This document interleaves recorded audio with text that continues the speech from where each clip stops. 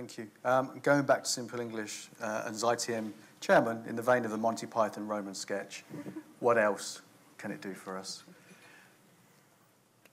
Okay. Briefly, please. Yes. Briefly, here we go. Okay. Currently, we're going to be launching our NBTA Europe website in July. We're going to have our conference and site and registration open shortly. Everything you get with NBTA, or everything that NBTA has to offer, you'll be able to get in Europe by the end of 2010. So what does that include? Our resources. We've got a full-time, large staff based in Alexandria, Virginia. We obviously have partnerships with ITM as well as other organizations throughout the world.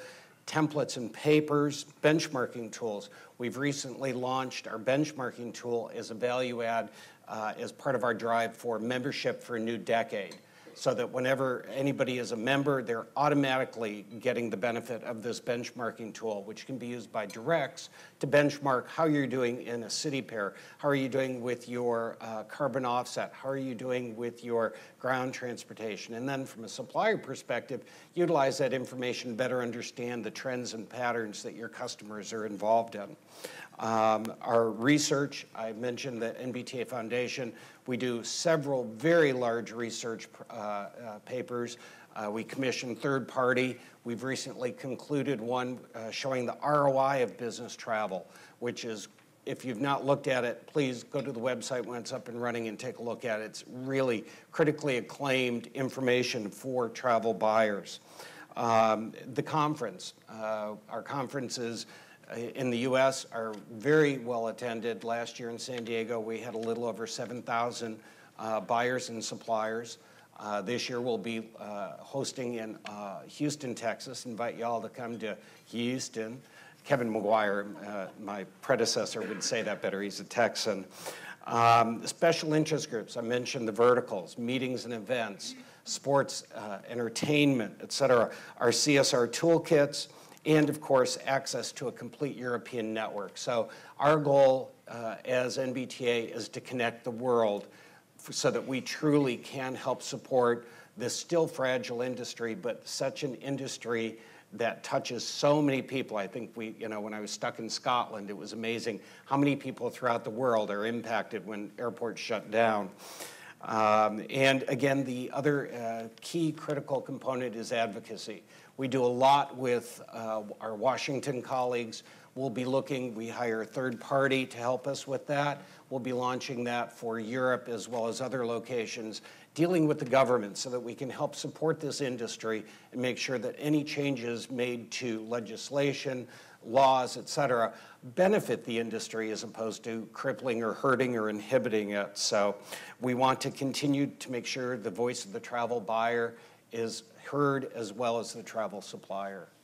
Okay, thank you, Craig. And Caroline, anything you want to add to that? I think just a couple of things to, I guess, bring all of that back down to earth and how that could impact us here at ITM and across Europe. The thing that really struck me about the beauty of this partnership is, if you look at all of the different associations around the world, they're all trying to fix the same issues. You know, whether you're in Sweden, Finland, or the UK, as I keep referencing, we were all trying to make sure we had leading CSR toolkits, technology, resources, RFP templates, etc. The fundamentals are the same no matter where you are in the world. Now, of course, things need Europeanizing. And I have to say, I'm very respectful of the support NBTA have given us to say, we get that we have all of these great resources, but not all of them are going to apply directly into the European marketplace.